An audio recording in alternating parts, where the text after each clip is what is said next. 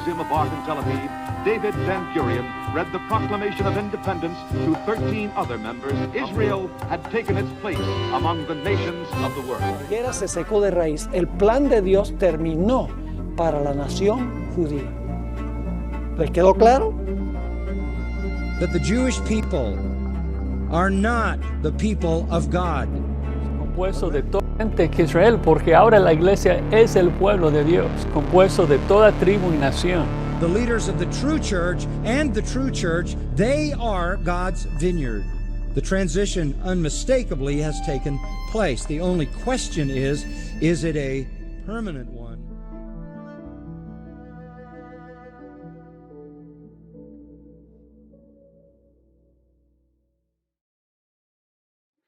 En el 2020 se publicó el reporte del estado del antisemitismo en los Estados Unidos.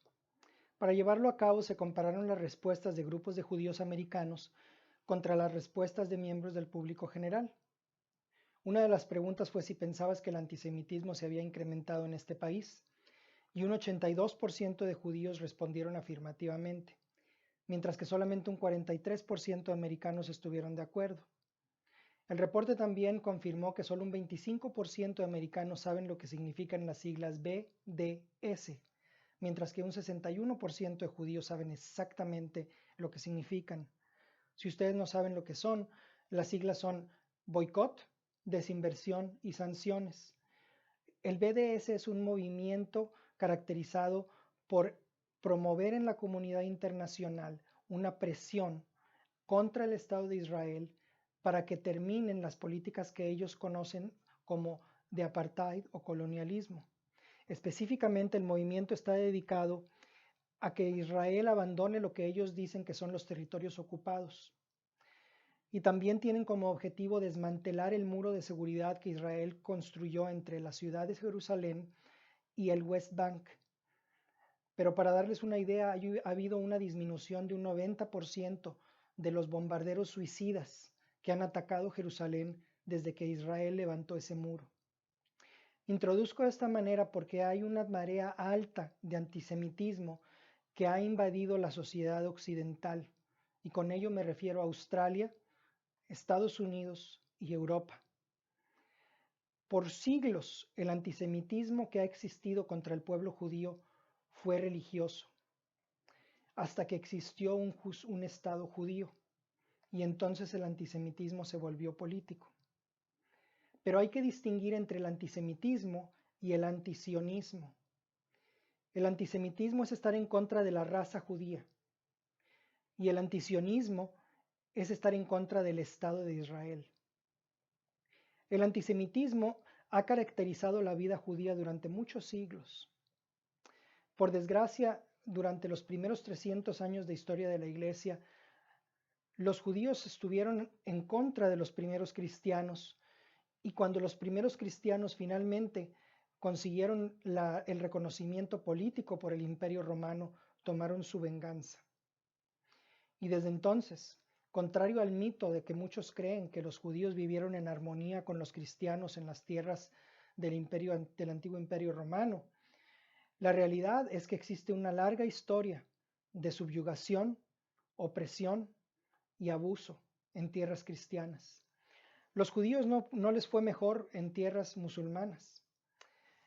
Antes de que existiera el Estado sionista, hay innumerables récords y documentos autoritativos que han documentado las erupciones espasmódicas antijudías de violencia que ensombrecieron la existencia judía en territorios musulmanes.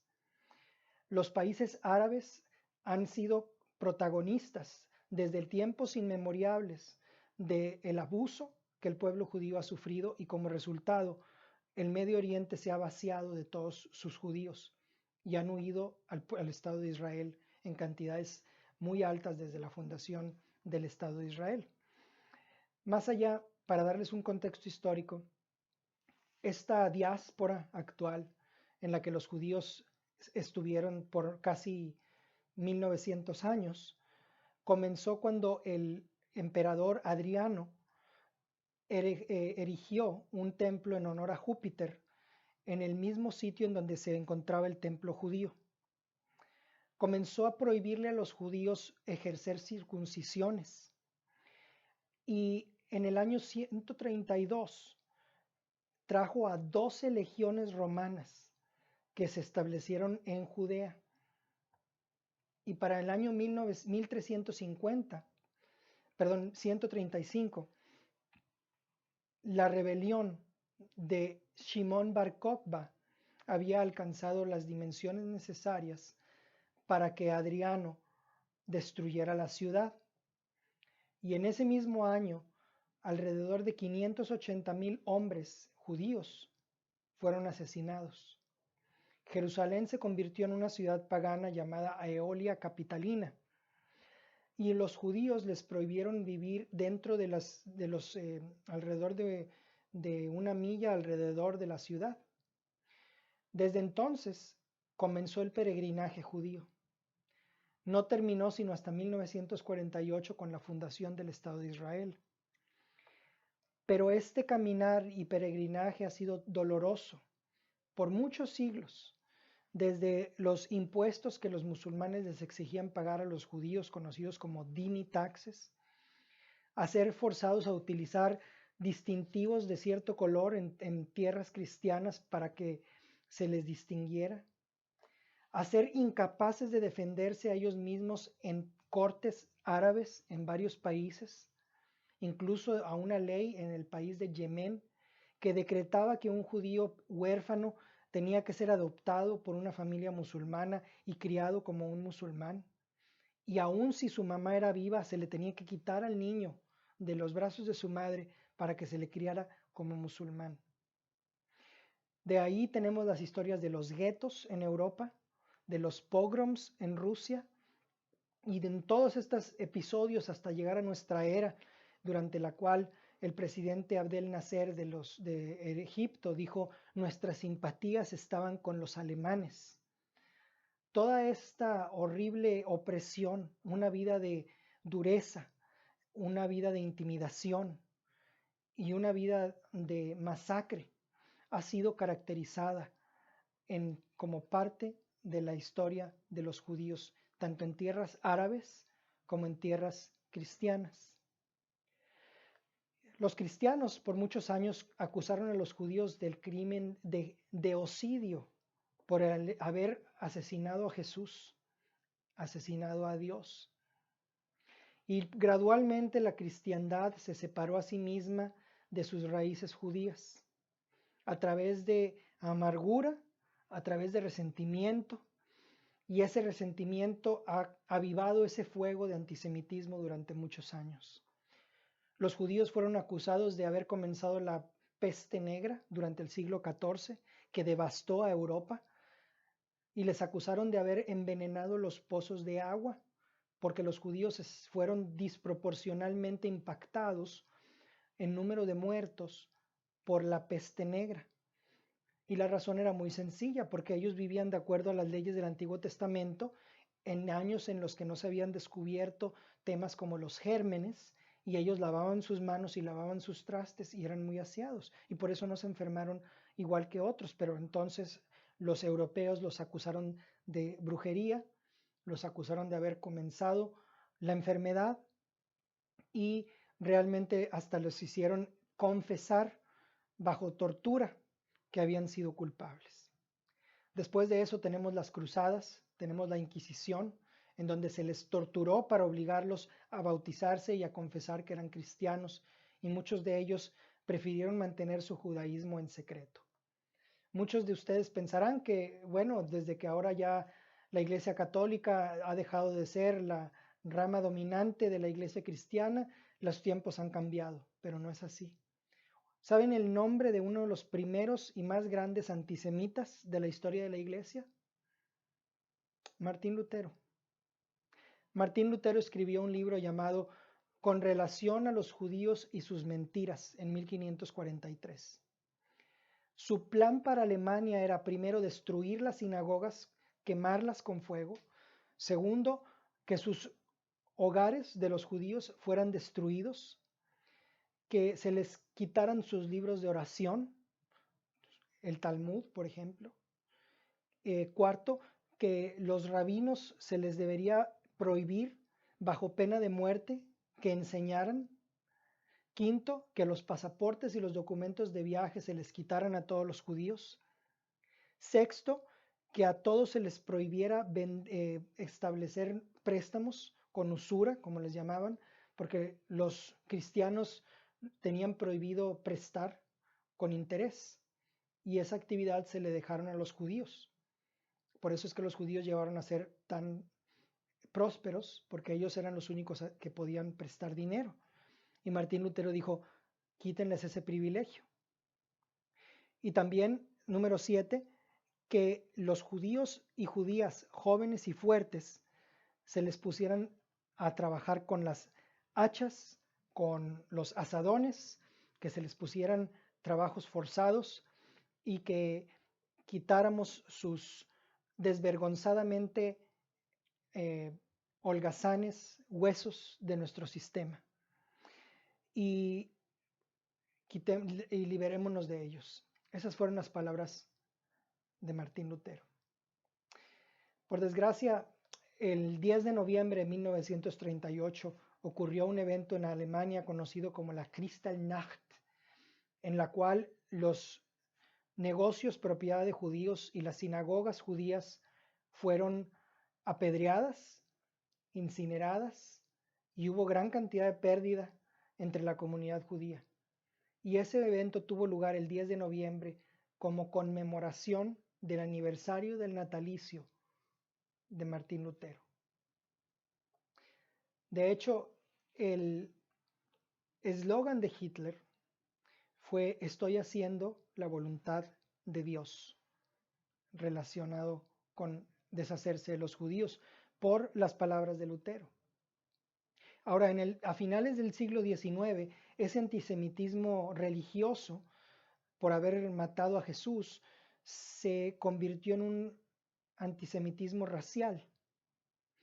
Y hasta la mitad del siglo XIX se comenzó a despreciar al pueblo judío ya no por su religión, sino por considerarles una raza inferior y por lo tanto no entre los más adaptados para sobrevivir. En la segunda parte del siglo XX, ese antisemitismo se convirtió en un antisemitismo político, tan pronto como hubo un Estado judío. El Estado que tiene, por cierto, 160,000 soldados activos, más de 4,200 tanques, armamento nuclear, 700 bombarderos avanzados aéreos y armas de alta tecnología controladas por drones. Hoy en día Israel es considerado como un enemigo de la paz mundial y se les acusa también de haber pasado de ser las víctimas del Holocausto a ser los opresores de los palestinos. Son también vistos por el Islam para llegar al círculo completo de haber sido perseguidos por cuestiones religiosas por los cristianos, luego por cuestiones políticas desde la fundación del Estado de Israel y ahora otra vez por cuestiones religiosas, pero esta vez no por el cristiano, sino por el musulmán. Israel es visto como un insulto, como una afrenta de que ocupen territorios alguna vez conquistados por Alá. El antisionismo es, por lo tanto, estar en contra del Estado de Israel. Y hay una marea alta de antisionismo en las iglesias evangélicas, prominentemente en el mundo occidental. Hay libros, como por ejemplo uno publicado por Stephen Sizer, titulado Sionismo Cristiano, Campo, Roadmap, Guía de Campo para Armagedón, signo de interrogación. Y muchos de los puntos que quiero tratar en esta charla se refieren a contestar las acusaciones que se encuentran en ese libro. Todos los problemas en la iglesia son al final, en su raíz, teológicos. Y con ello nos referimos a cómo pensamos acerca de Dios, lo cual a su vez depende de cómo interpretamos la Escritura. Y detrás de la teología del reemplazo hay dos teologías, no solamente una. Hay una teología antigua que tiene 2000 años de antigüedad, la teología del reemplazo. Esta teología pone un gran énfasis en el Nuevo Testamento. La otra es solamente tiene 50 años de antigüedad y es una teología que pone mucho énfasis en el Antiguo Testamento. En esta clase me debo limitar a escoger solamente una. La teología que tiene solamente 50 años se le conoce como la teología de la liberación y no la puedo abarcar en este tema. Pero ciertamente se necesita hablar de eso porque está afectando al sionismo cristiano de una manera muy amplia. Esta teología enseña que el Evangelio le interesa principalmente la liberación de la opresión y por lo tanto se ocupa de los opresores. Le preocupa la libertad, le preocupan los derechos humanos y es una teología que se enseña ampliamente entre los cristianos palestinos el día de hoy. Como les decía, ha habido una transferencia de simpatías de los judíos a los palestinos al existir un Estado de Israel que en teoría el mundo occidental interpreta que oprime al palestino. Hay mucha tela de donde cortar desde el punto de vista político, pero una vez más necesito limitar esta charla a la acusación de este libro de Stephen Sizer, el cual considera que el sionismo cristiano es un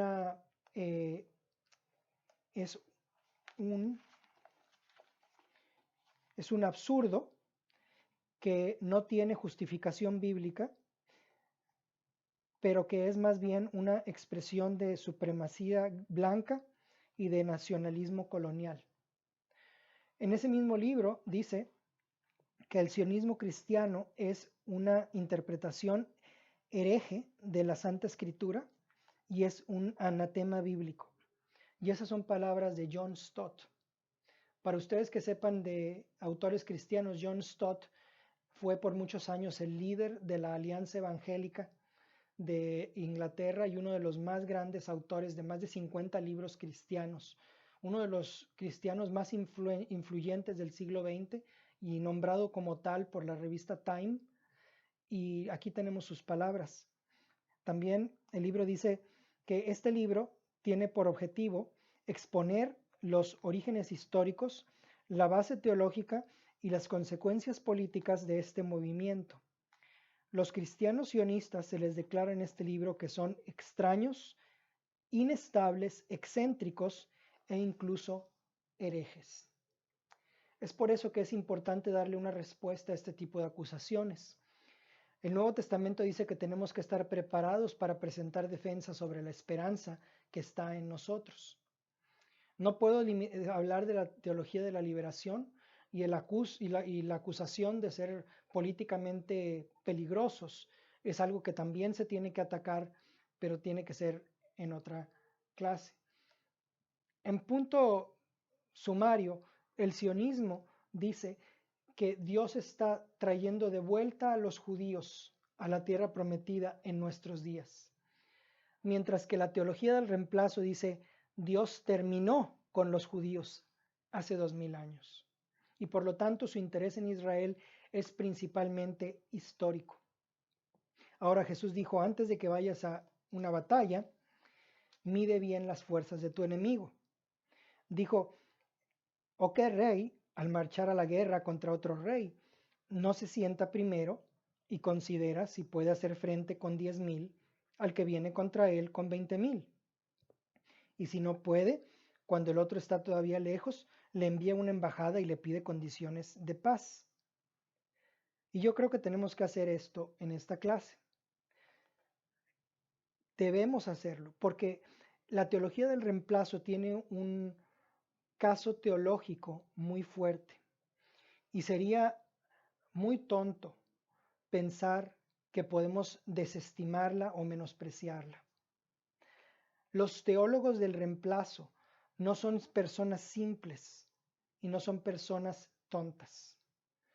Son personas preparadas en la Escritura y tenemos que saber lo que creen y cuáles son los principios sobre los cuales están parados para poder dar una respuesta correcta a sus acusaciones.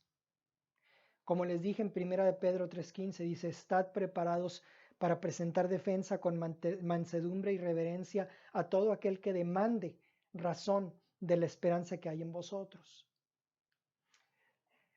La definición, y aquí quiero comenzar la clase, de la teología del reemplazo, es que es la creencia de que la Iglesia ha reemplazado a Israel como el pueblo escogido de Dios, que la Iglesia es el nuevo Israel, incluso el nombre se ha apropiado, y que por lo tanto son el nuevo instrumento de su propósito.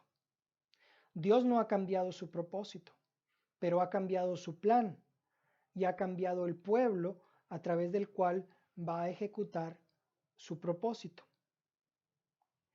Ahora, la Iglesia, la cual ahora se le conoce supuestamente, de acuerdo con la teología del reemplazo, como el nuevo Israel, está formada por una mayoría de gentiles y una minoría de judíos, en donde ni uno es griego ni judío, y ya no hay más griego ni judío ni gentil. Hay solamente un nuevo hombre en Cristo, con la partición intermedia rota, y aquí estoy citando Gálatas 3 y Efesios 2. ¿Por qué? Entonces, ¿por qué Dios ha cambiado su plan? ¿Por qué Dios ha cambiado el pueblo a través del cual va a lograr ese plan? Y aquí los teólogos del reemplazo nos dicen que es porque los judíos perdieron su oportunidad. Y me refiero a los judíos como grupo. Rechazaron al Hijo de Dios, continuaron rechazando el Evangelio y por lo tanto han abandonado sus privilegios y sus responsabilidades. Y ahora son como cualquier otra nación gentil. Su única esperanza es creer en Cristo y unirse a la iglesia. Ahora, aquí hay que pensar que realmente una minoría de judíos ha hecho eso. Pero la pregunta es si en algún punto una mayoría de judíos también va a creer en Cristo y a unirse a la iglesia. Y aquí los teólogos del reemplazo están ampliamente divididos. Por un lado, en un lado del espectro hay quienes piensan que Dios no va a hacer nada más por los judíos más que arreglar para enviarles predicadores que les lleven el evangelio. En el otro extremo del espectro encontramos teólogos del reemplazo que piensan que Dios va a traer a los judíos en masa dentro de la iglesia como parte de un avivamiento en el tiempo final. En particular, los puritanos creían esa postura y la basaban, como sabemos nosotros muy bien, en el pasaje en Romanos 11:26, en el que dice que todo Israel será salvo. Pero ya sea que crean que el pueblo de Israel va a ser salvo al final de los tiempos o que no va a ser salvo a menos de que crean, hay un punto en el que todos los teólogos del reemplazo están de acuerdo. Todos están de acuerdo en que si Dios trae a los judíos de vuelta a la iglesia, ya sea que lo haga o no, los judíos no van a ser traídos por Dios a la tierra. Pueden ser traídos a la iglesia, pero no a la tierra prometida. Y que si los judíos vuelven a la tierra prometida, no tiene una significancia de un tipo espiritual. Son eventos físicos, no espirituales. Son eventos naturales, no sobrenaturales. Son eventos mundanos, no celestiales. Para los teólogos del reemplazo, los eventos de 1948 no tienen ningún tipo de impacto espiritual.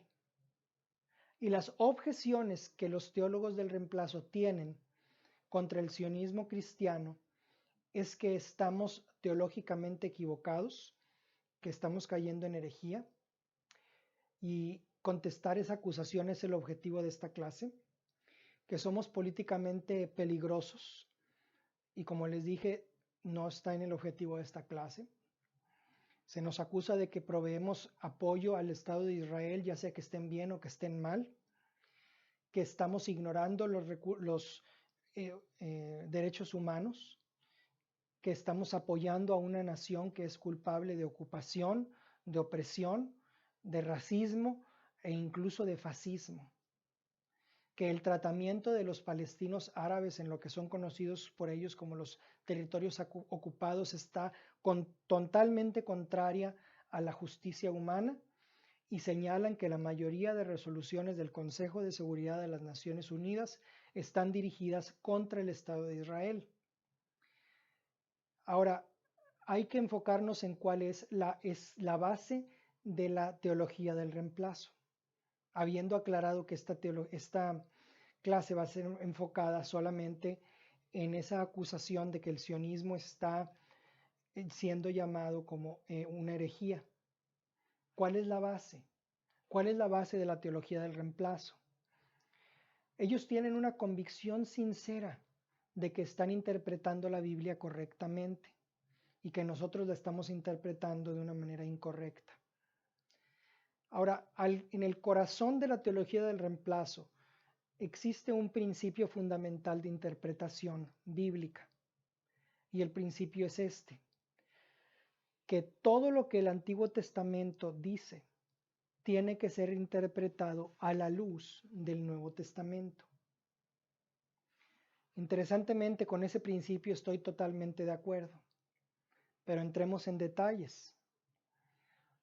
Quiere decir que todo lo que los profetas dijeron debe ser interpretado a la luz de lo que los apóstoles dijeron. Que cada uno de los enunciados pronunciados en el Antiguo Testamento debe ser revisado contra lo que el Nuevo Testamento dice. ¿Se aprueba lo que dice el Antiguo Testamento en el Nuevo? ¿Se es adaptado ese pronunciamiento en el Nuevo Testamento? ¿Se modifica, se cancela, se reemplaza? Y aquí quiero comenzar diciendo que efectivamente hay una gran cantidad de aspectos del judaísmo bíblico que han sido reemplazados en el Nuevo Testamento. Mucha del judaísmo bíblico ha sido transferido en el Nuevo Testamento, primeramente a Cristo y en segundo lugar a los cristianos. Revisemos algunos de estos elementos. Tomemos, por ejemplo, el templo. El templo judío se convierte en un lugar obsoleto en el Nuevo Testamento.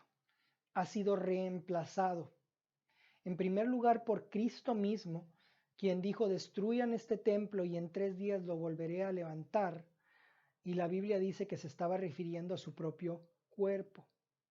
Y en segundo lugar, el templo es el cuerpo de Cristo, los cristianos.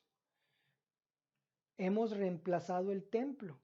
Los cristianos son descritos en el Nuevo Testamento como el templo del Dios viviente. Dios ya no vive en templos hechos por manos. Dios vive en nosotros. Y cuando el templo fue destruido en el año 70 por el emperador Tito, el templo dejó de existir y no hay necesidad de volverlo a levantar. Ahora aquí les quiero comentar, como un comentario dicho sea de paso, que nada enfurece más a los teólogos reemplacionistas que los sionistas predigan que ese templo va a ser reedificado en el milenio. Pero en ese tema vamos a hablarlo la cuarta clase. Otro elemento que ha sido reemplazado es el sacerdocio levítico. El sacerdocio levítico ha sido reemplazado en primer lugar por Cristo, que es nuestro sumo sacerdote de acuerdo a Hebreos, y en segundo lugar por los creyentes. El sacerdocio de todos los creyentes es enseñado en el Nuevo Testamento. El sistema sacrificial. El corazón de la adoración en el Antiguo Testamento ha sido reemplazado primero por la cruz, que ha cumplido como el antitipo cuyo tipo eran todos los sacrificios de animales en el Antiguo Testamento. Y el antitipo es Cristo. Todo ese sistema sacrificial ha sido reemplazado. En el Nuevo Testamento ahora no se nos ordena traer a la iglesia un cordero para que el pastor le corte el cuello o que traigamos tórtolas para que el pastor las abra en la mitad para ponernos en bien con Dios. En el Nuevo Testamento se nos ordena traer nuestros cuerpos, presentar nuestros cuerpos como un sacrificio vivo, y el sacrificio de alabanza de la misma manera. No venimos a la iglesia, por lo tanto, con animales para que se les corte el cuello. Venimos a la iglesia con la sangre de Cristo sobre nosotros, como único y último sacrificio. Las leyes del Antiguo Testamento han sido reemplazadas. Las leyes que Jesús incluso añadió. Hay leyes nuevas. Jesús añadió un mandamiento conocido llamado amaos los unos a los otros. Un nuevo mandamiento. Las leyes con respecto a la comida han sido reemplazadas. Jesús hizo todos los alimentos limpios. Cuando lo retaron a que explicara por qué sus discípulos estaban comiendo con las manos sucias, Jesús aclaró que todos los alimentos son limpios. Pedro, judío, cuando tuvo su visión en Jopa, cuando iba de camino a Cesarea, a la casa del centurión romano, se le apareció una visión con toda clase de animales, y Dios le dijo: no llames inmundo lo que yo he santificado, lo que yo he limpiado. Jesús reemplazó las leyes de los alimentos del Antiguo Testamento. Jesús reemplazó las leyes del divorcio establecidas por Moisés, con su propia prohibición de que el volverse a casar con un hombre o una mujer divorciada es adulterio. El principio básico del Nuevo Testamento es que la ley de Cristo ha reemplazado la ley de Moisés. O tomen también el reino de Dios. En el Antiguo Testamento el reino de Dios es identificado con el reino de Israel. Y los reinos opuestos son los reinos tales como Egipto, Babilonia, Asiria, los reinos grandes, o los reinos pequeños como los amonitas o como los filisteos alrededor. La imagen que tenemos en el Antiguo Testamento es de reinos físicos en conflicto, pero en el Nuevo Testamento no escuchamos del reino de Israel, escuchamos acerca del reino de Dios. En el Nuevo Testamento nuestra lucha no es contra carne y sangre, sino contra Satanás. En el Nuevo Testamento no escuchamos sino del reino de Dios, o en Mateo del reino de los cielos. Jesús mismo dijo que su reino no era de este mundo. En el Nuevo Testamento los reinos que nos oponen no son reinos físicos, son principados y potestades. En el Nuevo Testamento también los lugares santos han sido reemplazados. En el Antiguo Testamento teníamos una ciudad santa, una tierra santa, un lugar santo, y en el Nuevo Testamento tenemos a un pueblo santo. En el Nuevo Testamento ya no tenemos lugares santos y por lo tanto no tenemos o no deberíamos tener peregrinajes a tierras santas. Como Jesús mismo le dijo a la mujer de Samaria: ni en esta montaña ni en Jerusalén adorarás a Dios, sino en espíritu y en verdad.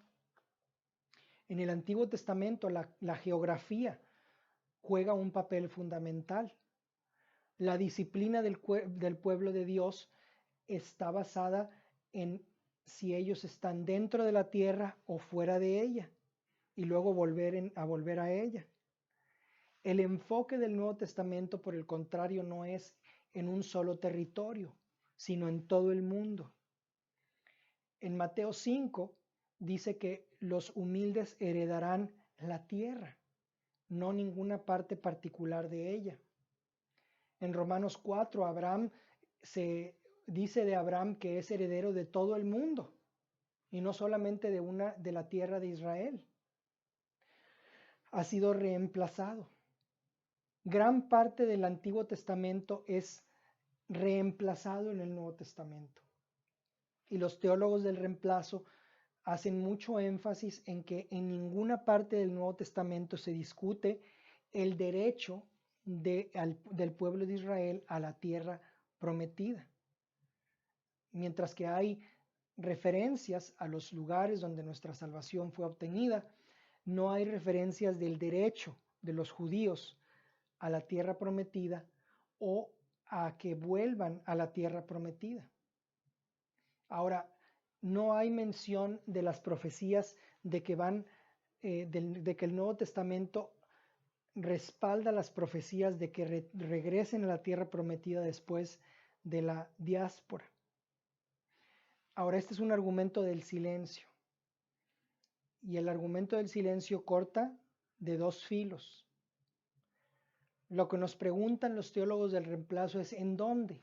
¿En dónde hay una aprobación en el Nuevo Testamento del derecho judío a la tierra o a volver a la tierra? Todo esto que les acabo de decir es algo en lo que yo creo. Acepto todo eso.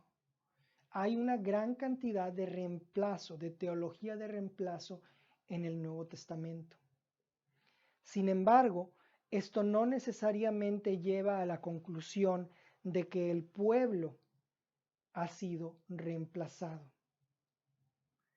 Ese es el paso final en el argumento de la teología del reemplazo, que hay más que simplemente pistas en el Nuevo Testamento de que el pueblo de Dios ha sido reemplazado. Ahora hay que ver cuáles son los argumentos específicos de la teología del reemplazo, de que este ha sido el caso en los evangelios, en el libro de los Hechos, en las epístolas y en el libro del Apocalipsis. En el evangelio hay un capítulo que los teólogos del reemplazo aman, que está en el capítulo 21 de Mateo. Es la parábola de los viñadores malvados, en el que dice: hubo un hombre, padre de familia, el cual plantó una viña, la cercó de vallado, cavó en ella un lagar, edificó una torre y la arrendó a unos labradores y se fue lejos. Y cuando se acercó el tiempo de los frutos, envió a sus siervos los labradores, a los labradores para que recibiesen sus frutos. En aquellos años, por cierto, la renta se pagaba en especie, no en dinero. Se pagaba como una parte de los frutos producidos por la tierra. Y aquí el dueño de la tierra no estaba recibiendo ningún fruto. Mas los labradores, tomando a los siervos, a uno golpearon, a otro mataron y a otro apedrearon. Envió de nuevo otros siervos, más que los primeros, e hicieron con ellos de la misma manera. Finalmente les envió a su hijo, diciendo: tendrán respeto a mi hijo. Mas los labradores, cuando vieron al hijo, dijeron entre sí: este es el heredero, venid, matémosle y apoderémonos de su heredad. Y tomándole le echaron fuera de la viña y le mataron. Y Jesús les pregunta: cuando venga pues el Señor de la viña, ¿qué hará a aquellos labradores? Y ellos le dijeron: a los malos destruirá sin misericordia, y arrendará su viña a otros labradores que le paguen el fruto a su tiempo. Y en este punto, Jesús les dijo: por lo tanto os digo que el reino de los cielos, que el reino de Dios, será quitado de vosotros y será dado a gente que produzca los frutos de él. Y efectivamente, aquí está hablando de que hay un reemplazo de los inquilinos de la viña.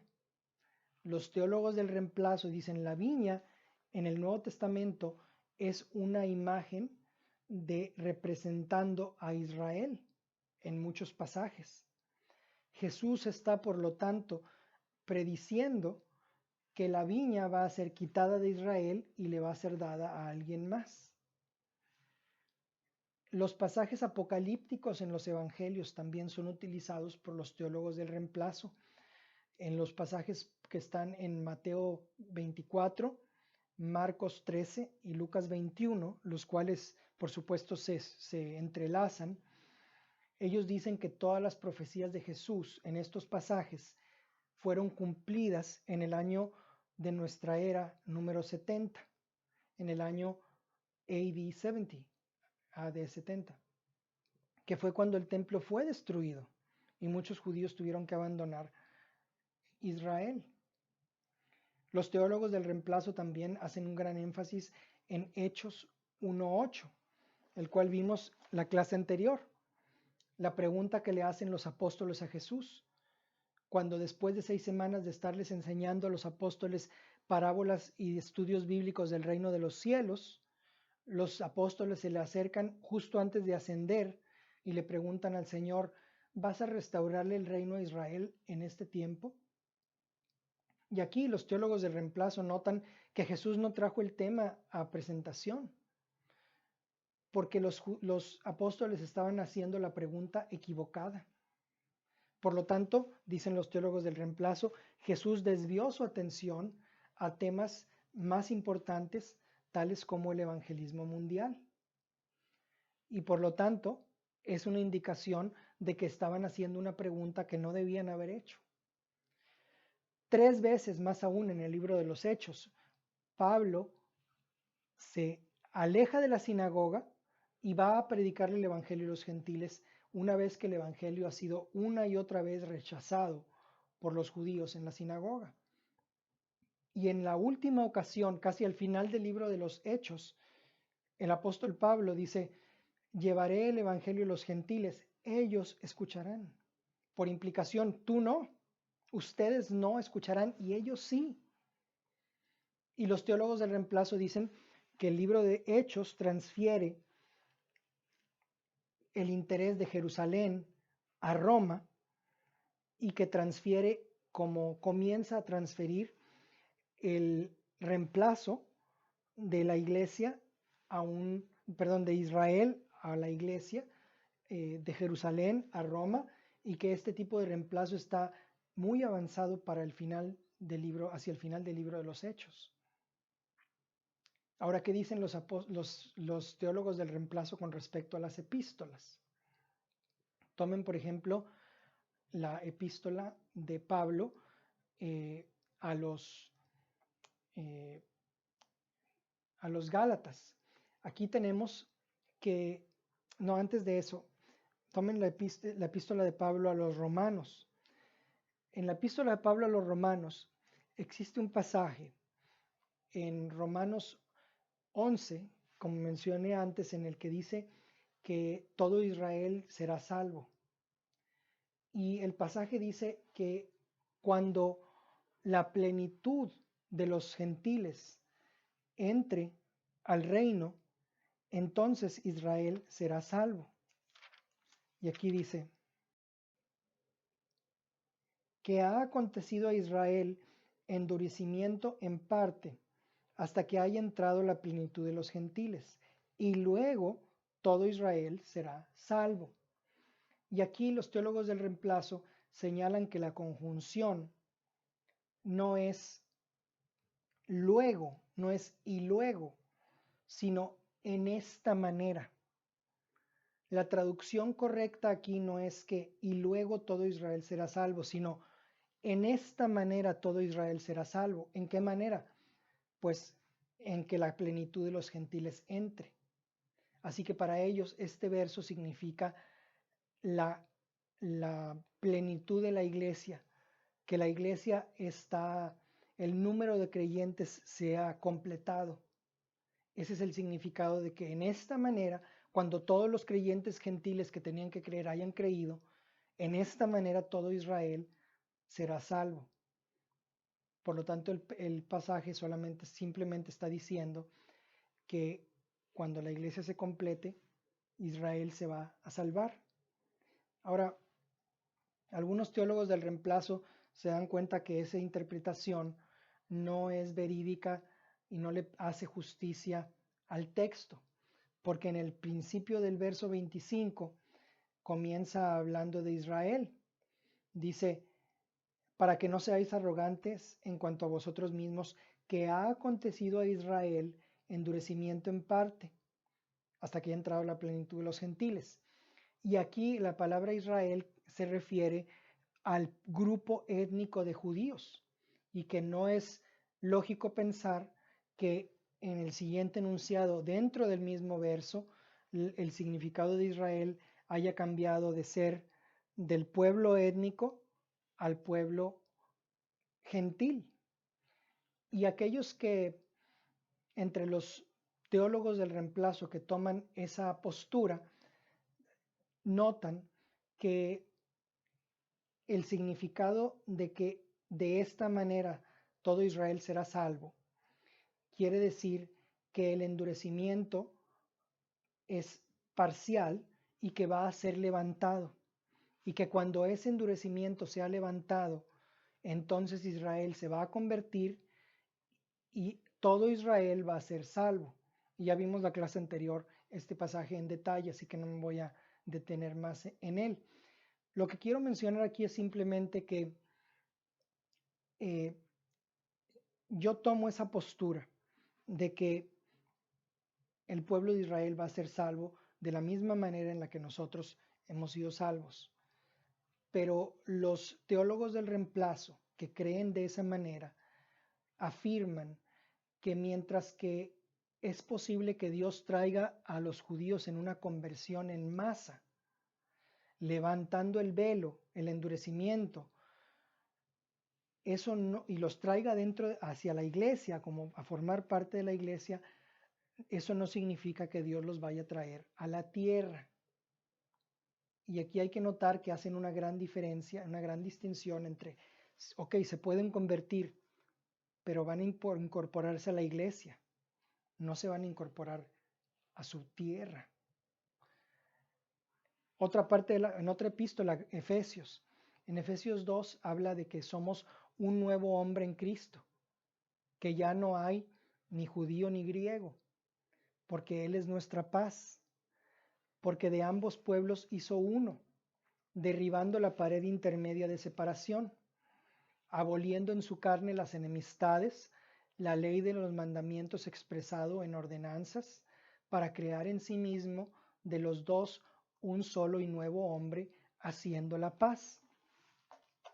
Y por supuesto, esa partición de separación intermedia era una separación literal y física en el templo judío, que decía no se permiten gentiles más allá de este punto bajo pena de muerte.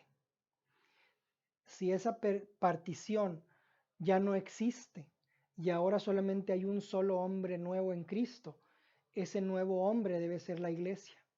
Ese nuevo pueblo formado por griegos y por judíos, que ya no se puede hacer distinción sino un solo hombre, ese nuevo grupo debe ser la iglesia. Israel ya no está, ya se perdió, ya no está en vista.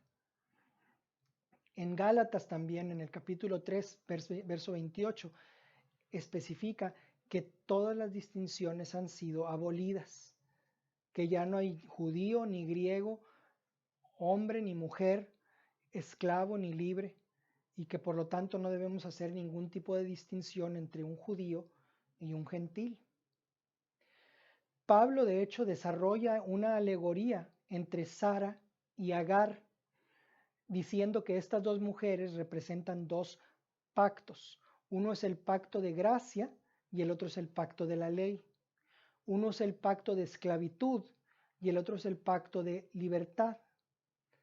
Pero que también Pablo dice que estas dos mujeres representan dos Jerusalenes. Una es la Jerusalén terrenal y otra es la Jerusalén celestial. Y hace el punto de que los cristianos pertenecemos a la Jerusalén celestial, la Jerusalén de arriba, que es libre, y no a la Jerusalén de la tierra, que está aún en esclavitud. Y los teólogos de reemplazo dicen, aquí está la evidencia de que hemos reemplazado como Israel, como Jerusalén, al pueblo judío. En la misma epístola en Gálatas, en el capítulo 6, dice que al final, y a todos los que siguen esta regla, dice, y a todos los que anden conforme a esta regla, paz y misericordia sea a ellos y al Israel de Dios. Y si aquí el Israel de Dios significa la iglesia, este sería el único verso en todo el Nuevo Testamento que transfiere el título de Israel a la iglesia. Pero aquí hay que notar que la palabra es y al Israel de Dios. Si estuviera hablando de que el Israel de Dios fuera la iglesia, diría algo así como incluso el Israel de Dios. Y en algunas versiones en inglés dice even to the Israel of God. Entonces cuando en Gálatas 6:16 dice que a todos los que anden conforme a esta regla, paz y misericordia sea a ellos y al Israel de Dios, en el contexto está muy claro lo que significa. Pero antes de decir qué significa, estamos explorando lo que los teólogos del reemplazo dicen. Entonces no me voy a adelantar. Para ellos este pasaje dice que la palabra de el Israel de Dios se aplica a la iglesia. Entonces donde dice, y a todos los que anden conforme a esta regla, paz y misericordia sea a vosotros y al Israel de Dios. Aquí la palabra y es kai en griego. Pablo aquí ha estado hablando acerca de los circuncidados y de los no circuncidados. Y en el contexto es obvio que está hablando de los circuncidados que han creído. A ellos es a quienes se refiere como el Israel de Dios. La carta a los hebreos es una de las favoritas de los que aceptan la teología del reemplazo. El punto principal de la carta es señalar que el judaísmo bíblico, no el judaísmo rabínico, ese vino más tarde, es inferior, obsoleto y pronto a desaparecer. Habla de cómo el primer pacto está muriendo y en el capítulo 8, versículo 13, la palabra es obsoleto. Y eso los teólogos del reemplazo suponen que significa que está hablando del Antiguo Testamento. El Antiguo Testamento es obsoleto. Y en el capítulo 12 de Hebreos dice que los cristianos no hemos venido a la antigua Jerusalén, sino a Sión, la Sión celestial, la que está arriba, a la Jerusalén espiritual, la que está en el cielo.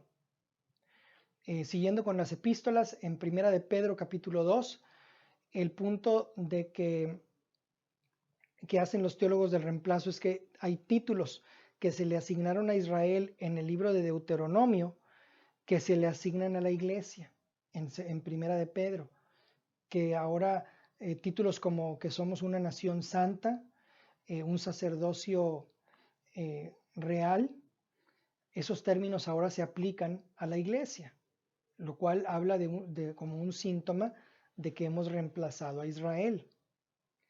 Cuando llegamos al libro del Apocalipsis, en los primeros 10 capítulos del libro, el cual se describe a sí mismo como esta profecía, es decir, que el libro de Apocalipsis predice, de hecho, el futuro, los teólogos del reemplazo tienen un problema, porque aquí el libro habla acerca del pueblo de Israel.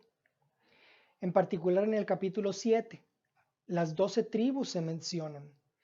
Y en la segunda mitad del libro del Apocalipsis, la tierra de Israel es prominente como el escenario en el que se toman lugar los eventos finales de nuestra era. Eventos tales como la batalla de Armagedón, por ejemplo. O se dice que el anticristo va a reinar desde Jerusalén. Y el libro de Apocalipsis libremente habla acerca del pueblo de Israel en la primera parte y de la tierra de Israel en la segunda parte. Claro, al final del libro habla del nuevo cielo y de la tierra nueva y de la nueva Jerusalén. Pero al menos la nueva Jerusalén viene y desciende hacia la tierra. Entonces la pregunta aquí es, cómo resuelven los teólogos del reemplazo los problemas que representa la profecía del libro del Apocalipsis en el Nuevo Testamento. ¿Cómo le hacen para poder deshacerse de esas profecías? Y la respuesta es de la misma manera en que se pueden deshacer de las profecías del Antiguo Testamento. Ellos admiten que hay muchas profecías en el Antiguo Testamento que hablan acerca de un regreso a la tierra prometida, incluso después del exilio en Babilonia. La clase pasada vimos la profecía en Isaías 11. Pero ¿cómo es que pueden admitir que existen esas profecías y a la misma vez seguir planteando la teología del reemplazo? Bueno, hay tres formas en las que pueden deshacerse de esas profecías. La primera es la forma histórica, que todas esas profecías ya se cumplieron en el siglo V antes de Cristo, con el regreso de los judíos de Babilonia a Israel bajo el liderazgo de Esdras y de Nehemías.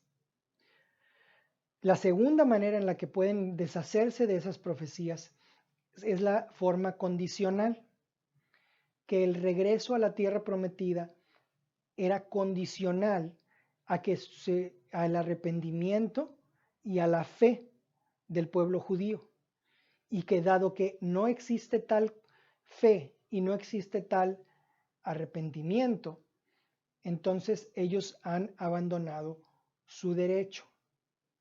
Que cuando Dios prometió que los iba a traer de vuelta a su tierra, como dicen los sionistas, la promesa tenía una condición. La condición era que estuvieran espiritualmente bien, y que al no estar espiritualmente bien, esas profecías ya no se pueden tomar como promesas. La tercera forma es la forma metafórica, que estas profecías que hablan acerca de Israel en los tiempos finales no se deben tomar literalmente, sino espiritualmente. Por supuesto, si las tomas espiritualmente, se pueden transferir de una manera espiritual a la iglesia y se pueden cumplir espiritualmente en la iglesia.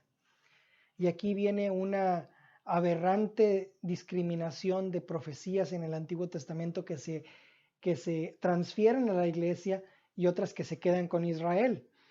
Y mi mamá tenía una Biblia antigua de la Reina Valera que en las profecías de Isaías decía: bendiciones para la iglesia, maldiciones sobre Israel. Bendiciones para la iglesia, maldiciones sobre Israel, como subtítulos. Y es un ejemplo tan claro de prejuicio que realmente no tenemos que hablar de eso. Esta interpretación espiritual de la Escritura tiene una larga historia y necesitamos explorarla en esta clase. Tiene su origen en la ciudad de Alejandría, en la parte norte de Egipto, que era un centro de estudios de la Biblia antes de la venida de Cristo, en la que los judíos desarrollaron gran parte de su teología. Entre ella se destaca un teólogo, un erudito llamado Filo Judeo. Filo nació en el año 30 de nuestra era y murió alrededor del año 50 después de Cristo. Filo fue un judío helenista, es decir, un judío que hablaba griego, y fue contemporáneo de un historiador llamado Josefo. Y ese judío, Filo, vivió en Alejandría. Alejandría, por supuesto, fue una ciudad que adquirió su nombre de Alejandro el Grande.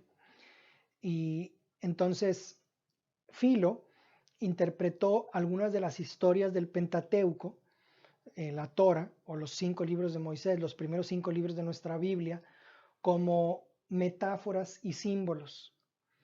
Y lo hizo porque Filo estaba tratando de combinar la filosofía griega con las escrituras hebreas. Y la filosofía griega, en particular bajo el liderazgo de Platón, siempre estaba buscando una realidad espiritual escondida debajo de la apariencia física de una realidad superflua, para llegar al significado verdadero espiritual en los eventos de la vida física. Entonces, creyendo que la realidad espiritual era la realidad, se dedicó a alegorizar, y por lo tanto la alegoría era una búsqueda muy natural para el filósofo griego de la verdad. Y por lo tanto, cuando Filo estaba buscando un significado escondido en las escrituras hebreas, pues venía de una forma muy natural desarrollar este tipo de estudio alegórico. Esta postura ha seguido hasta nuestros días, y hasta el día de hoy hay muchos cristianos que toman esta posición y alegorizan las escrituras, incluso aquellas que son claramente literales en el más claro sentido de la palabra en el Antiguo Testamento. Muchos predicadores cristianos el día de hoy, por ejemplo, toman pasajes en el Cantar de los Cantares que son claramente físicos de una forma alegórica.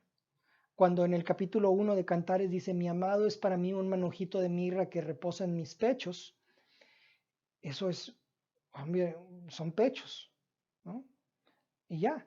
Pero para muchos eruditos, los pechos representan el Antiguo y el Nuevo Testamento. Y para mí eso no lo leo, y no lo leo ahí. Ahora, una cosa es alegoría y otra cosa es analogía. El libro del Cantar de los Cantares es hermoso porque representa una analogía gloriosa del crecimiento espiritual en pasión por Jesús del cristiano. Y el libro del Cantar de los Cantares nos enseña del corazón fascinado de Dios por nosotros. Pero eso es diferente a una alegoría. Y cuando veamos la clase del Cantar de los Cantares vamos a entender la diferencia. Sin embargo, la interpretación física es la número uno, es aceptable, y ese fue el sentido en el que se escribió el libro. O tomen, por ejemplo, Naamán, el general Naamán sirio que se fue a lavar en el río del Jordán y se curó de su lepra. Y muchos predicadores cristianos dicen: ese es el significado, es que así es como somos limpios de nuestros pecados. Y puede ser que sí, pero eso es alegoría. Eso está más allá del significado del pasaje por sí mismo. O tomen, por ejemplo, el pasaje en Isaías 62 que habla de que el lobo y el cordero serán apacentados juntos, y que la serpiente va a comer polvo, y que ese va a ser su alimento, que no se afligirán ni harán mal en todo mi santo monte. Muchos eruditos no toman ese pasaje en Isaías como algo literal, sino como algo poético, como una licencia poética que explica que la relación entre personas va a mejorar, y que hablan de una especie de armonía entre la raza humana. Pero por supuesto, si tomamos ese pasaje de una forma literal, estamos hablando de una transformación total de la naturaleza. La naturaleza roja en sangre y en garra y en colmillo va a cambiar. Los carnívoros van a convertirse en herbívoros. Ahora, en cierto nivel, a cierto grado, la espiritualización existe en el Nuevo Testamento. Ya vimos los tipos y los antitipos, como los sacrificios, el templo, el sacerdocio, etc. Eran tipos que apuntaban a un antitipo en el Nuevo Testamento. Pero en cada uno de esos casos, esos antitipos fueron físicos. La cruz de Cristo fue un evento físico. Todos fueron hechos. Y por el contrario, las alegorías utilizan las analogías espirituales como la base de su teología para descartar el cumplimiento físico. Espero que quede claro, porque todos los ejemplos que les mencioné que son reemplazados, los antitipos, fueron eventos que tomaron lugar. Ahora,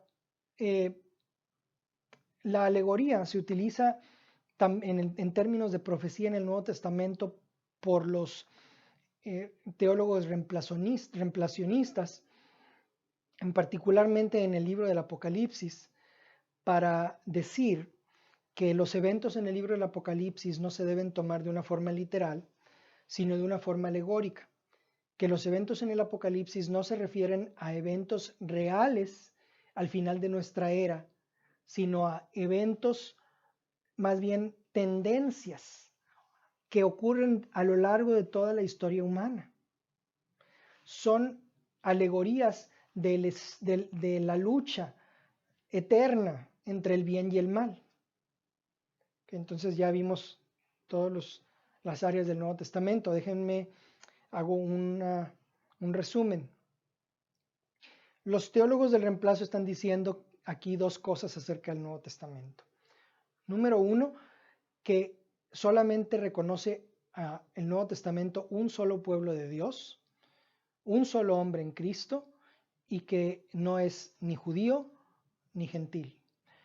Número dos, que el Nuevo Testamento nunca menciona el derecho de los judíos a la tierra prometida, ni el regreso de los judíos a la tierra prometida. Y por lo tanto, acusan a los cristianos sionistas de enseñar que Dios tiene dos pueblos en el mundo, que hay dos pueblos de Dios y que está como cabalgando dos caballos al mismo tiempo con un pie en uno y otro en otro. Y por cierto, es cierto, los cristianos sionistas creemos que hay dos pueblos de Dios y que está, por lo tanto, presentando la pregunta de a través de cuál pueblo de Dios entonces Dios va a lograr sus propósitos. Y cuando hablemos acerca de la teología de la dispensación, vamos a hablar acerca de ese argumento más en detalle. Ahora, aquí quiero decir que la teología del reemplazo no es sencilla y no es tonta. Es sincera y erudita, y que debemos responder a las demandas que nos presenta con responsabilidad y con respeto, y no de una forma pedante o despreciativa. Pero la pregunta aquí es, ¿en dónde debemos definir la batalla? ¿En dónde debemos pelear la batalla? ¿En dónde debemos ganar la batalla?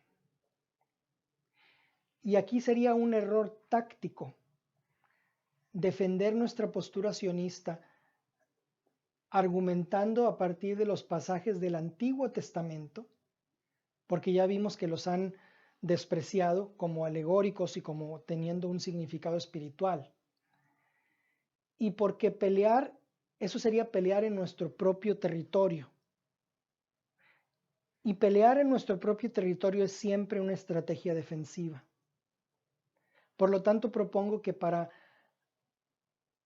atacar al reemplacionismo, debemos atacarlo en su territorio, es decir, el Nuevo Testamento. En parte porque la mejor forma de defensa es el ataque. Y por lo tanto debemos presentar nuestros argumentos a partir del Nuevo Testamento. Y aquí tenemos que aceptar, lo cual ya les dije que acepto, el principio de que debemos leer el Antiguo Testamento a la luz del Nuevo. El reto que les propongo a los teólogos reemplacionistas es que este principio necesita ser aplicado más cuidadosamente y de una forma mucho más consistente. Comencemos por admitir que gran parte del Antiguo Testamento ha sido reemplazado en el Nuevo Testamento. Estoy de acuerdo con eso. Pero hacer eso es enfatizar la discontinuidad entre el Nuevo y el Antiguo Testamentos. Ahora, los títulos Antiguo y Nuevo Testamentos son títulos que nos confunden. Ya lo vimos en la clase número 1. Nunca he sido capaz de encontrar quién le dio esos títulos a nuestra Biblia, esas partes de nuestra Biblia, pero el problema es que en toda otra área de nuestra vida, lo nuevo reemplaza lo viejo, pero ese no es el caso en nuestra Biblia. En nuestra Biblia, el Antiguo Testamento es un libro cristiano. Jesucristo dijo, escudriñad las Escrituras porque me van a encontrar en ellas. Y cuando lo dijo se refería al Antiguo Testamento. Y el otro problema es que la palabra testamento es la misma que la palabra pacto. Y al llamarle a nuestra Biblia como Antiguo y Nuevo Pactos, es fácil caer en la impresión de que la Biblia tiene solamente 2 pactos y que el Nuevo cancela al Viejo. Y que leer el Nuevo Testamento es solamente, el Antiguo Testamento, perdón, es solamente histórico para saber qué cosa llevó al Nuevo Pacto. Y que por lo tanto el único interés que debemos tener en el Antiguo Pacto, en el Antiguo Testamento, es histórico. Pero ya vimos la clase anterior que en realidad hay 5 pactos en el Antiguo Testamento y que la mayor parte de los aspectos que han sido reemplazados en el Nuevo Testamento tienen que ver con el Antiguo Pacto, con el pacto mosaico, con el pacto de Moisés. Todas las cosas que mencioné anteriormente, los sacrificios, el templo, el sacerdocio levítico, todo eso tiene que ver con el pacto de Moisés, con la ley de Moisés. Y ese pacto ha sido reemplazado. Ese pacto es obsoleto, pero no los otros pactos.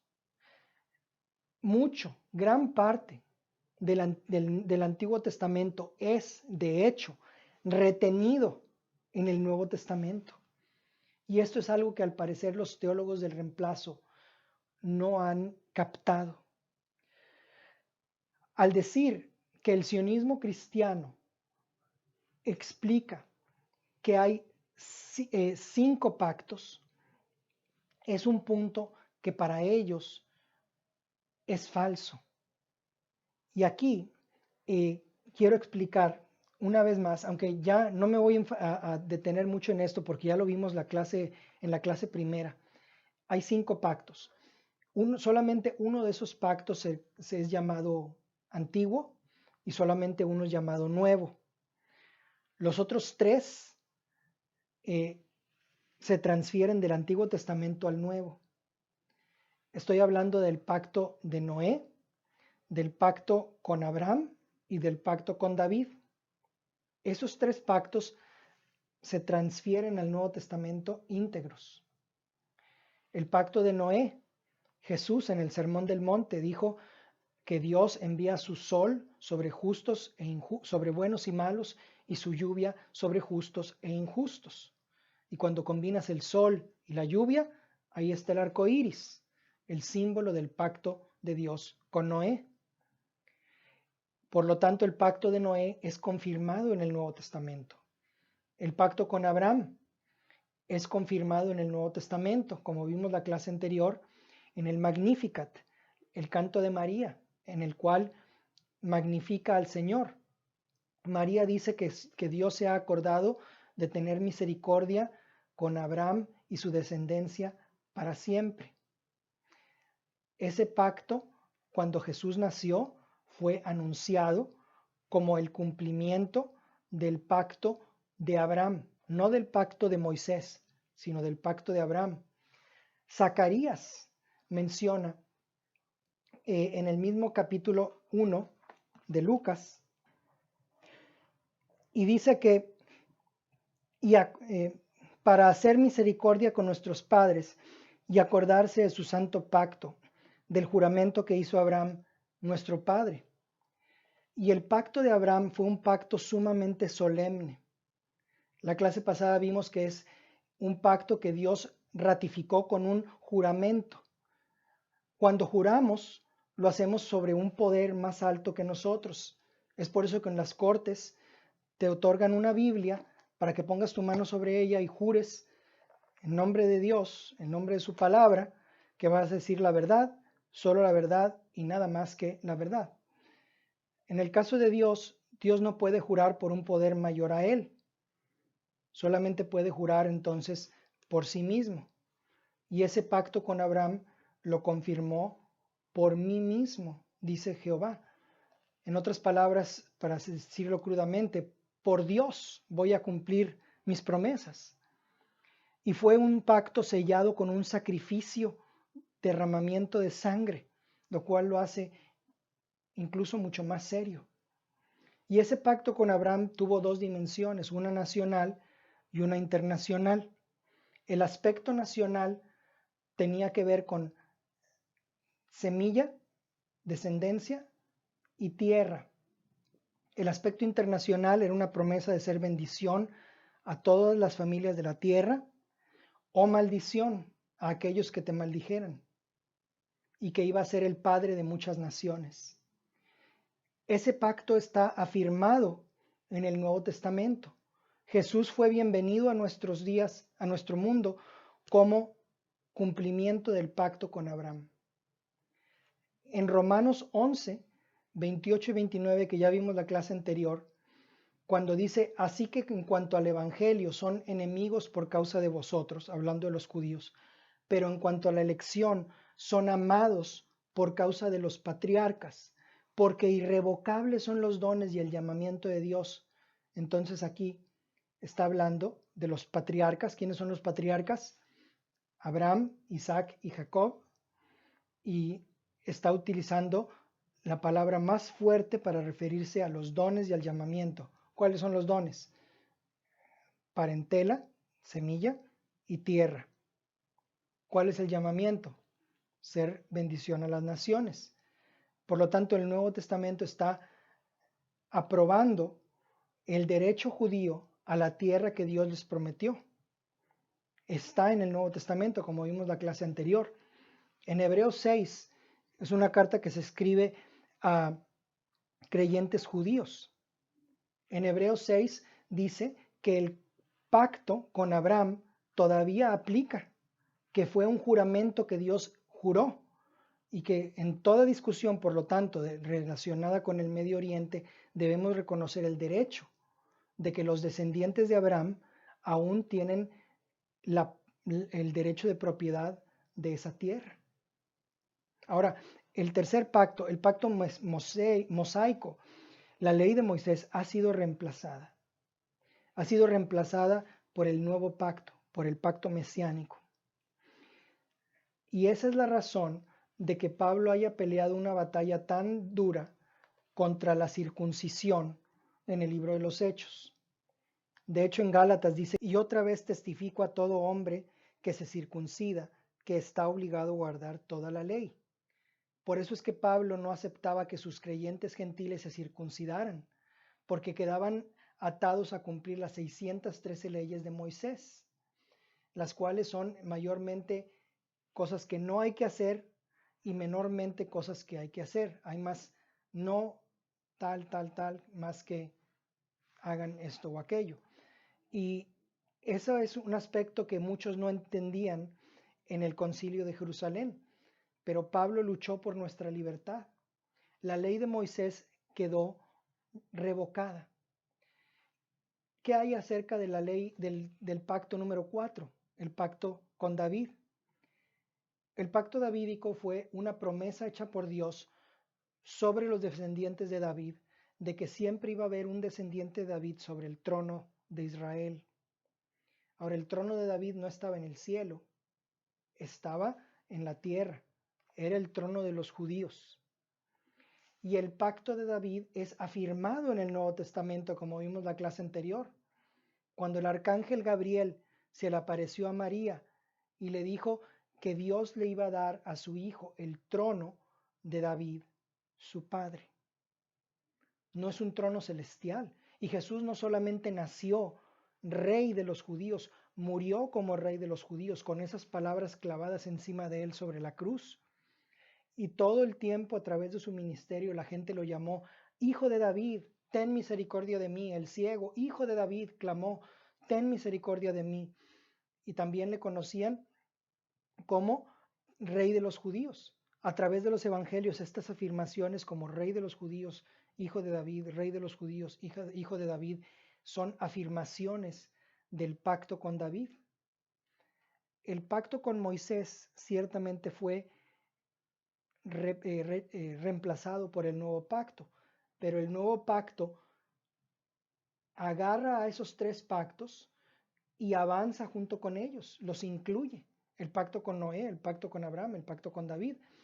Y una vez que has entendido este tipo de perspectiva, entonces puedes volver a los pasajes que presentan los teólogos del reemplazo y los puedes ver con diferentes ojos y te das cuenta que pueden tener un significado muy diferente.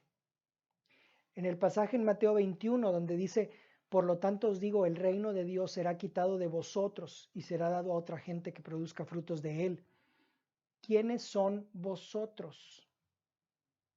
Y aquí hay que ver que en el verso 45 dice, y oyendo sus parábolas, los principales sacerdotes y los fariseos entendieron que Jesús hablaba de ellos. No estaba hablando acerca de Israel como un grupo completo. Estaba hablando de los principales sacerdotes, de los escribas y los fariseos que eran tan hostiles. Y les estaba diciendo, el reino de Dios va a ser quitado de ustedes. No estaba diciendo, voy a quitarles la viña a Israel y se la voy a dar a otro pueblo, es decir, a los gentiles. No. Estaba diciéndole a los principales sacerdotes y a los ancianos, el reino de Dios les va a ser quitado, y de hecho les fue quitado y le fue dado a otra gente, pero no a otro pueblo. Le fue dado a otros judíos que creyeron, cientos y miles de ellos en los primeros capítulos del libro de los Hechos. La Biblia nunca se refiere a los gentiles como otra gente. Habla de otras gentes. Los gentiles son naciones, plural, no son una nación, porque no son un pueblo, son muchos pueblos, se componen por muchas naciones. Este pasaje no está diciendo, voy a quitarle el reino de Dios a Israel y se lo voy a dar a otro pueblo llamado la iglesia. No, ese no es el sentido. Los pasajes apocalípticos de Mateo 24, Marcos 13 y Lucas 21 no se cumplieron en su totalidad en el año 70 de nuestra era.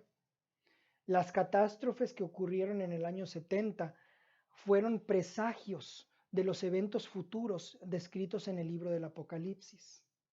No se han cumplido en su totalidad.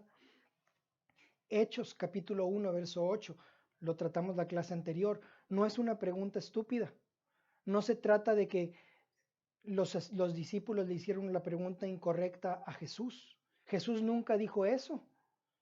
Jesús dijo, no es para ustedes saber los tiempos que el Padre ha fijado, pero los tiempos han sido fijados.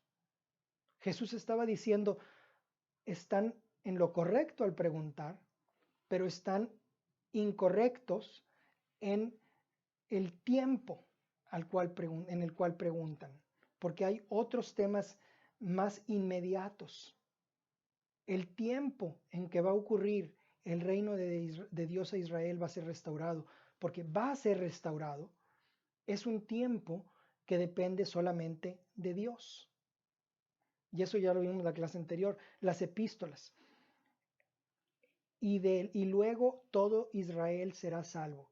Ya vimos que aquí la palabra y luego es en realidad jutos, y de tal manera Israel será salvo.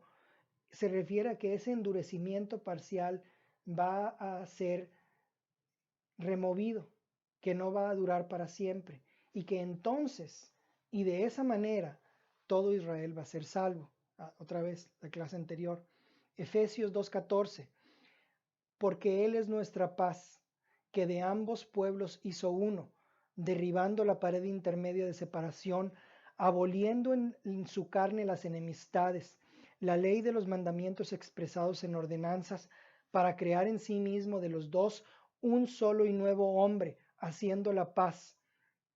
Aquí, la partición a lo que se refiere es que el nuevo hombre en Cristo es una división abolida.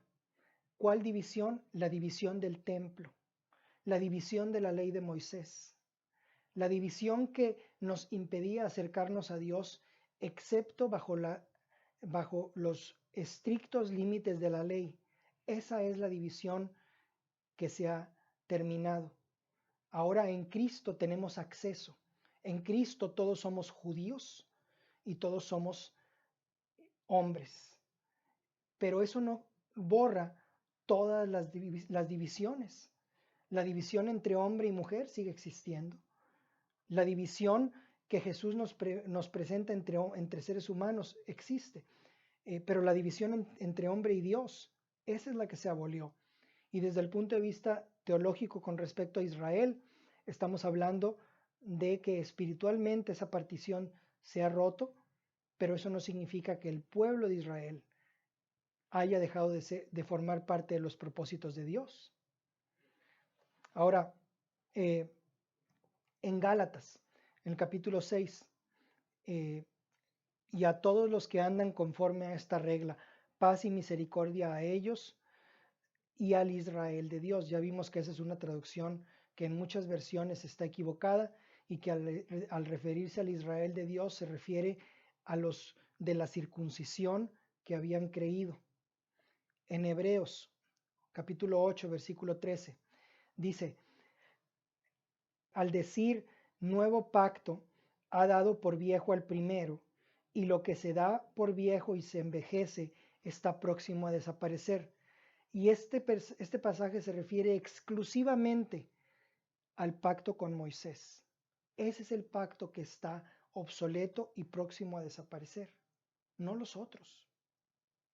Ahora, en Primera de Pedro, capítulo 2, sí, efectivamente, hay títulos que se le dan a Israel en el Antiguo Testamento, en Deuteronomio, que son transferidos a la iglesia, pero no exclusivamente, porque como Romanos capítulo 11 pone muy en claro, nosotros hemos sido injertados en el árbol de olivo de Israel y nosotros derivamos nuestra vida, nuestra savia, nuestra humedad, nuestros nutrientes de las raíces judías de ese árbol.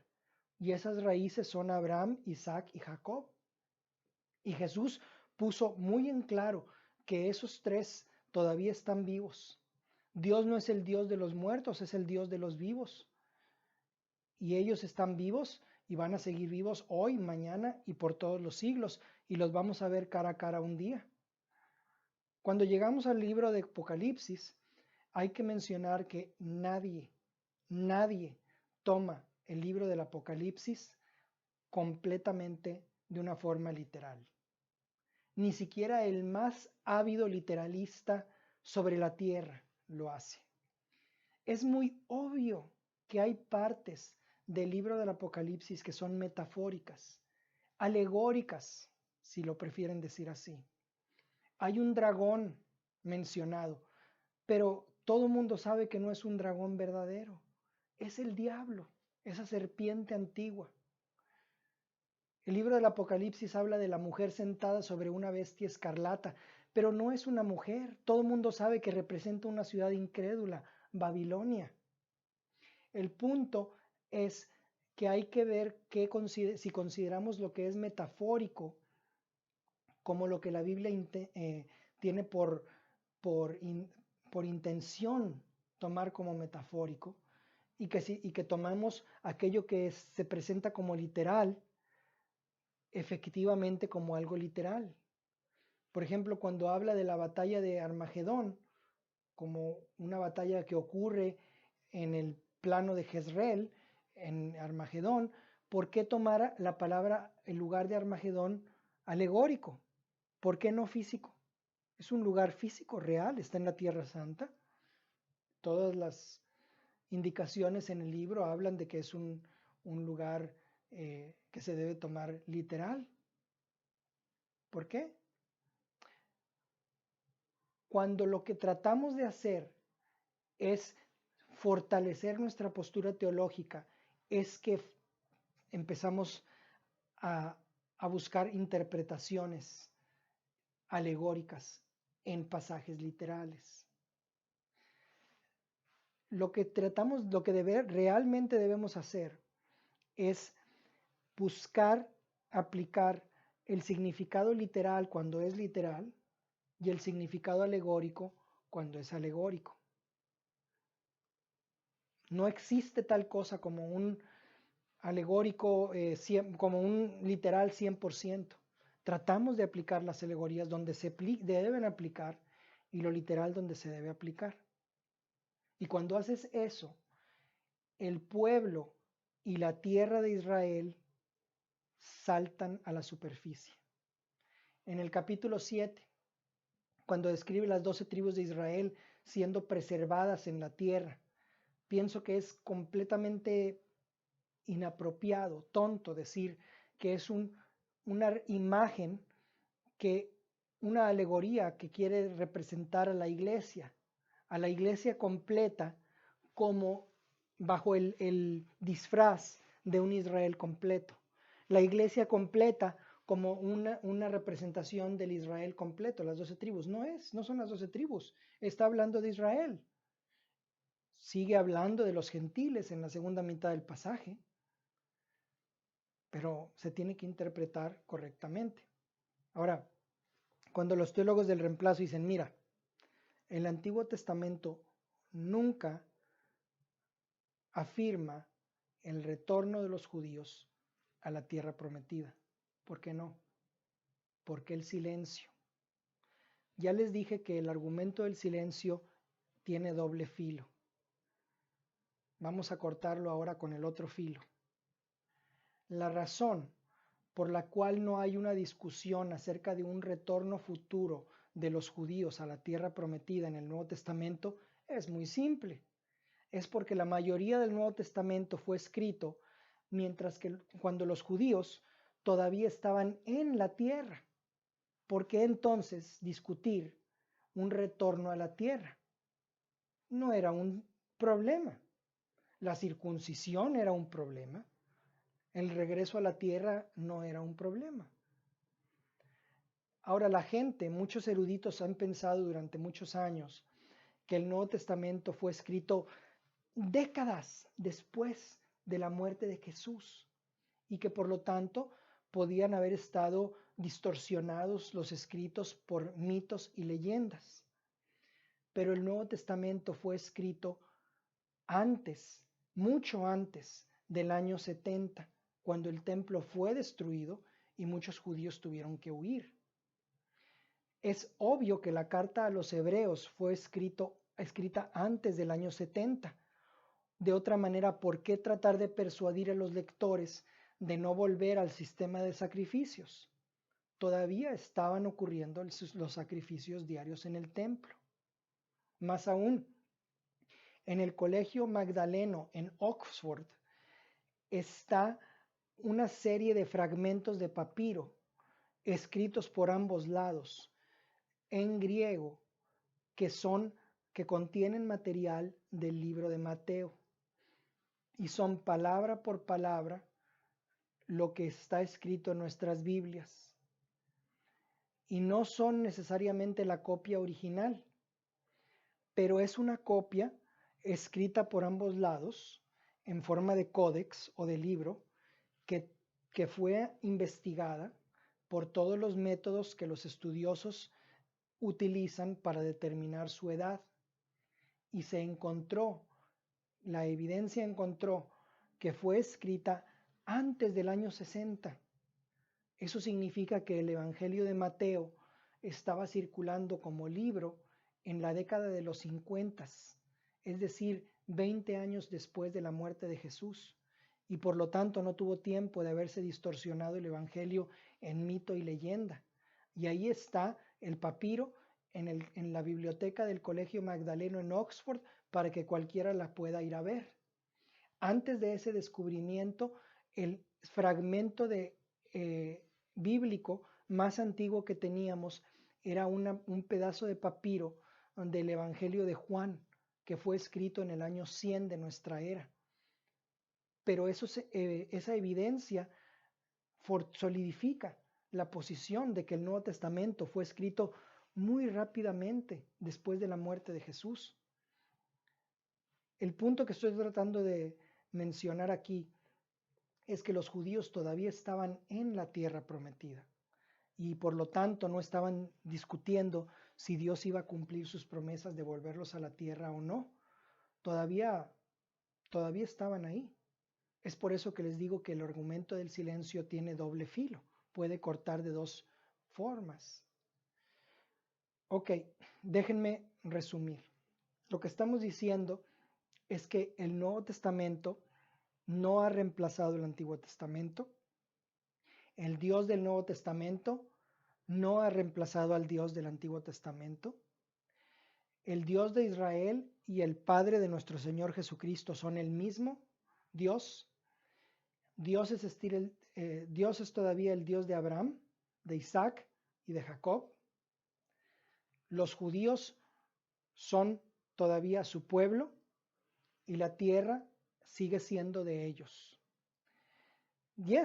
Sí, Dios tiene dos pueblos en el mundo, a Israel y a la iglesia. Pero sobre Israel podemos decir dos cosas: que siguen siendo el pueblo de Dios y que la tierra sigue siendo suya. Y por último, Dios es el Dios de todas las naciones, no solamente de Israel. Dios es soberano sobre la historia y sobre la geografía. Dios establece el Atlas mundial. Y en Hechos 17, Pablo dice: y de una sangre ha hecho todo el linaje de los hombres, para que habiten sobre toda la faz de la tierra, y les ha prefijado el orden de los tiempos y los límites de su habitación. En el Antiguo Testamento levantó a Babilonia, levantó a Siria, trajo de Creta a los filisteos a vivir a la misma tierra que los israelitas, como dice el profeta Amós. Dios levanta las naciones en el escenario mundial y las destruye, vez tras vez, adentro y afuera del escenario mundial. Y habiendo entendido esto, no podemos tener este entendimiento de las dos formas. O creemos que Dios mueve a las naciones en el mapa mundi y que sus tiempos y las sazones de esas naciones son controladas por Dios, o no lo creemos. Es un hecho que los hijos de Israel han regresado a la tierra prometida. Y decir que Dios no los trajo es decir que Dios no está a cargo de la historia. Es negar la soberanía de Dios sobre las naciones. Si pensamos que el Nuevo Testamento enseña a un Dios que solamente se preocupa por los individuos, estamos presentando una representación falsa de Dios. Dios está involucrado con toda la creación, la cual está gimiendo por la manifestación de los hijos de Dios. A Dios le importan las naciones y Dios sigue siendo soberano sobre el movimiento de todas esas naciones. Dios sigue en el trono y en control de la historia y de la geografía. Y si Israel está de vuelta en la tierra, debemos, sobre la base del Nuevo Testamento, creer que Dios es responsable de haberlos traído de vuelta. Para confirmar esta creencia de que el retorno a la tierra prometida es de la mano de Dios, aquellos de nosotros que creemos en el sionismo cristiano, podemos decir que su regreso a la tierra prometida tiene todas las marcas de la intervención sobrenatural de Dios. Es la historia más increíble de la historia humana, que después de 2000 años, después de haberlo perdido todo, hayan vuelto a recuperar su propia tierra, su propia moneda, su propio ejército, su propio idioma. Es un evento que nunca ha ocurrido con ningún otro pueblo en toda la historia de la humanidad. Y para probarlo es muy sencillo ver la forma en la que Dios trataba con el pueblo de Israel en el Antiguo Testamento. Cuando Dios bendecía a Israel, la cantidad de lluvia incrementaba. Y cuando Dios quería maldecir a Israel por su desobediencia, la cantidad de lluvia caía. Es tan fácil. En Israel, cuando el viento viene del Mediterráneo, trae lluvia, porque el aire recoge la humedad del mar. Cuando el viento viene del desierto de Arabia, seca la flor y hasta el césped en cuestión de horas. A ese viento seco del desierto los árabes le conocen como el Hamsin. Y esa era la forma ancestral que Dios utilizaba para bendecir y para disciplinar a su pueblo. Y notablemente, esa forma de tratar con Israel permanece hasta nuestros días. ¿Saben ustedes cuándo fue el año en el que cayó la mayor cantidad de lluvia sobre las ciudades de Israel? Les muestro la gráfica, más o menos va así. Si ustedes ven los años desde principios del siglo XX, van a encontrar un año en particular, 1948. En 1948 ocurrió la mayor cantidad de lluvia cuando se fundó el Estado de Israel. Y eso ningún político lo puede cambiar por decreto. Solamente Dios lo puede hacer. Y es prueba fehaciente de que los judíos están volviendo a su tierra por voluntad de Dios. La forma en la que han sobrevivido 5 guerras tremendas, cuando sus enemigos estaban decididos a exterminarlos. Y sin embargo, el eterno judío sigue entre nosotros. Eso es un tema aparte, se requeriría otra clase. Es algo incidental a lo que estamos mencionando acerca de la base bíblica del sionismo cristiano, pero sin embargo es un hecho. Lo único que les puedo decir es que estudien la Biblia por ustedes mismos, que lleguen a sus propias conclusiones, que no dejen de escudriñar y que crean la palabra de Dios.